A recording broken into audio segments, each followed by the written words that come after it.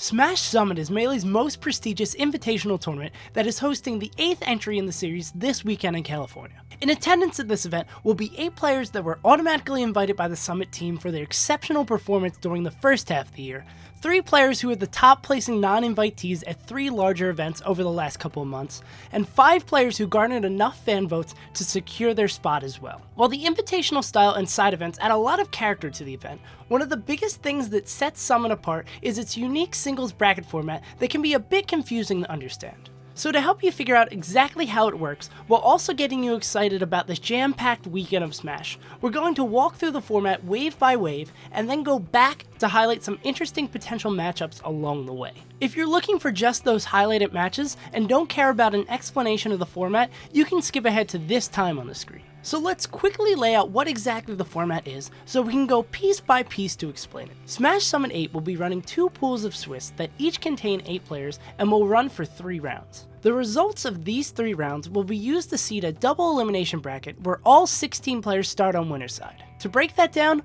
let's start with the pools. The players in attendance were seeded 1 through 16 and then split into pools by these overall seeds to make the competition as even as possible in both pools. Each player then has their pool seed, which determines who they play in their first round of matches. For example, Pool A has Mango, the number 1 seed in the pool, facing off with Spud, the lowest seed in the pool. The second round of matches then pairs up players with the same record, with the seeding from the first round determining which pairs of winners and losers meet. The third and final round of Swiss is where it can get a bit tricky. The first 2 matchups are easily figured out, as the 2 pairs of 2-0 and 0-2 will face off, but then it leaves 4 players at 1-1. These final 2 matches will have 4 players paired off randomly, unless a match would be repeating one that happened in round 1. For the simulation we have here that doesn't have any upsets, the pairs are easy, as Plup played Trif in the first round, but even if one upset happens in pools, things can get a bit tricky. The final results of these 3 rounds are then used to seed the players 1 through 8 within their groups to be placed in the final double elimination bracket.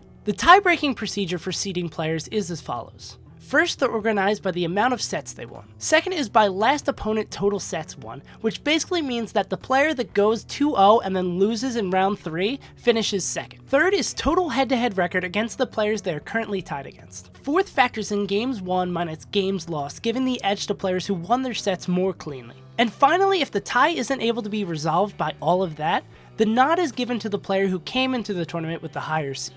The top 2 seeds in each pool get 2 buys, and seeds 3 and 4 both get a single round bye, which means someone who finishes at the bottom of their pool needs to win 5 straight sets to make winner's side of grands. And that's really about it for the format. Feel free to look at the full document outlining the format that was designed by Practical Tasks down in the description, or ask down in the comments below if you have any questions. So with that sorted out, let's rewind a bit and take a closer look at how these 2 pools might play out, starting with Group A. Despite Wizzrobe's missteps against other Falco players in the past, I don't really see him dropping a set to Ginger, especially with how hot he's been playing lately and how cleanly he beat them last time they met at Full Bloom 4 in 2018. Trif has an even lower possibility of pulling off an upset against Plup, even though Trif is having a solid year and the 2 haven't met since Shine 2017. Spud and Mango have never had the chance to face off in bracket before, so it'd be interesting to see if Spud is able to steal away a game, but I can't imagine him taking much more. And to finish off the first wave, we've got another Marth versus Spacey matchup. iBDW is known for being really good against Marth, and has even taken sets off of Pew Pew and Shroomed this year, but Zain is a whole nother beast. But it's been a little over a year since they last met, and they've both leveled up immensely since then, which makes this match my match to watch for in Wave 1. Then moving on to Wave 2, we've got one that will technically be an upset by seeding, but I don't think anyone would be surprised to see Plup beat Wizzrobe. Even at the best tournament of his career so far, Smash and Splash 5, Wizzrobe only managed to take a game off of Plup, which makes this Wave 2 an exceptionally poor draw for him. But Plup has historically struggled at Summit, so here may be when the streak finally breaks. Mango vs Zain is easily the set to watch in Wave 2, because there's a real possibility that it goes to Game 5 like 3 of their 4 last sets have. If we're going strictly by their overall head-to-head from last year, Zain has the advantage, being up 1-3.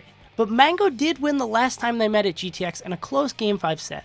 But then again, Zain won the last time they met at a Summit event in another close Game 5 set. So needless to say, I have no clue who wins this one, but I'd love to hear your guesses down in the comments below. Ginger and Trif is exciting in a different way because the two also have never played in bracket before, but because of that, there's not really much we can talk about here. Lastly, we have Spud versus iBDW, who actually met back in May on Spud's home turf, with iBDW taking the event, defeating Spud in winter semis and in grand finals. The Marth vs Fox matchup has some really polarizing counterpicks and opinions, which has caused both of their recent sets to go the distance, so be on the lookout for a heart-pounding Game 5 set from these two rising stars. There's so many weird permutations of how matches 10, 11, and 12 will turn out, so we're going to avoid talking about them, but let's look at all the potential permutations of the 9th match if round 1 goes as expected, going from least likely to most likely. In the least likely scenario, both Wizzrobe and Zain pull off amazing upsets and give us another classic set. These two players have a similar story as Mango and Zain,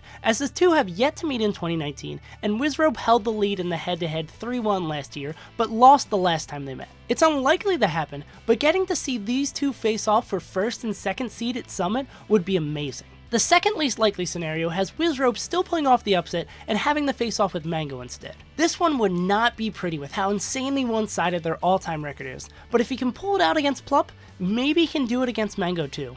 The second most likely scenario sees Plup and Zain facing off in another most likely not too exciting set, as Plup has only dropped a single set against the Marth over the last 2 years. The final permutation would be Plup and Mango both winning as expected.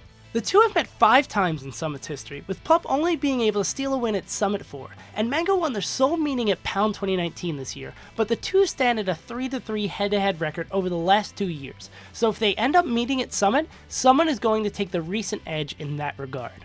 And that wraps up our discussion of Group A, so let's jump over to Group B. None hasn't been having too great of a year so far, and Leffen cleanly swept him last time they met at Low Tier City, so I don't think we should expect this match to flip at all. Axe and Moky haven't ever faced off in bracket, so that gives an immense advantage to Axe because of how experienced he is in the Fox matchup and how little experience Moky most likely has against Pikachu. But these seedings have been out since Wednesday, so Moky has gotten a lot of time to prepare for Axe, so maybe he'll be able to hold his own. Leffen put up an amazing performance to earn himself a spot at Summit, and deserves an immense amount of praise for it, but the odds for him are next to none for beating Hbox. However, an interesting tidbit about these two is that it's been over 5 years since the last time the two met in bracket, in 2014 at Shuffle 5 in Ohio. This last matchup between Amsa and S2J is easily the one to watch out for in this first round. In the 2 years since they last met, Amsa's gone from a mid-top 50 player to a consistent member of the top 10 who is not to be underestimated. Just like Axe, Amsa definitely gets an edge because of his opponent's lack of experience against the dinosaur, but that didn't appear to give Wizzrobe any issues at Smash and Splash, so this set could easily go either way. So let's jump to see what Wave 2 would look like if everything goes as expected. These first 2 matches have the potential to be incredible. Axe was able to steal a set off Leffen earlier this year on his road to an incredible second place finish at Gommel, setting their head-to-head over the last 3 years to 2-3, which means Axe has the opportunity to even it up here at Summit. And his friend and partner in crime Amsa shocked the world by defeating Hbox in pools at Summit 6 and almost nearly did it again at Summit 7, so him putting Jigglypuff on the ropes for a 3rd time in a row wouldn't come as a surprise to anyone. Having a general feel for these two Canadian players' legacies, you'd probably expect none to be the favorite here, despite the lower seed, and if this was 2017, you'd be right. But in the current day and age, Moky won his way into Summit, and has won his last 3 sets against None without dropping a game, and None barely made it in the last round of voting, and has had a fairly rocky 2019.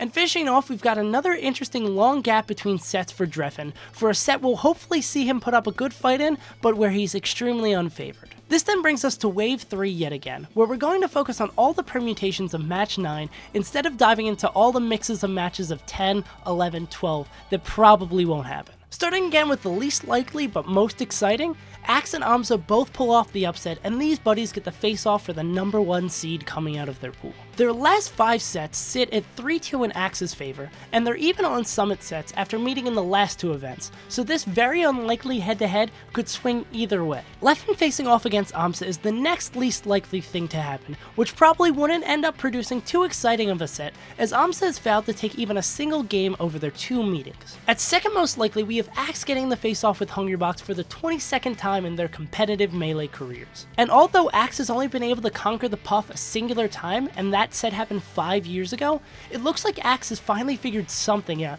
as he was able to take him to Game 5 last hit at Genesis. So maybe Summit could be the time to do it, as he's riding off the high of upsetting Leffen yet again. And it most likely we have a set that anyone would be excited to see. Leffen versus Hbox. Ever since Leffen was able to break his losing streak against Hbox at low tier City 5, it's been a coin flip of who is going to take the set when these two meet. They're even for the year, with Hbox barely winning their last meeting after being swept at Gommel, so it's anyone's guess who takes this set if they end up meeting. And that would bring us into the winner's bracket on the final day.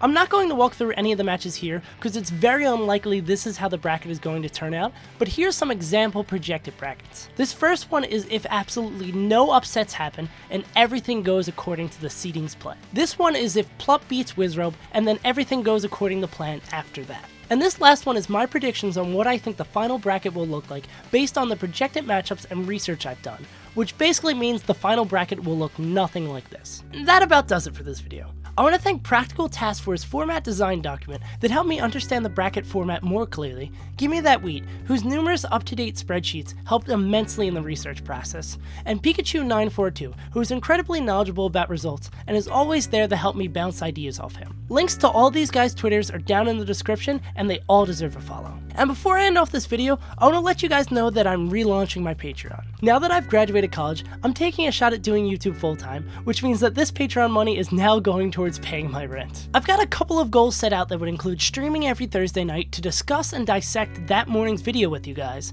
producing another weekly show that would come out each Tuesday, a way for you to get videos made specifically for a topic you're interested in, and a way for you to get videos early.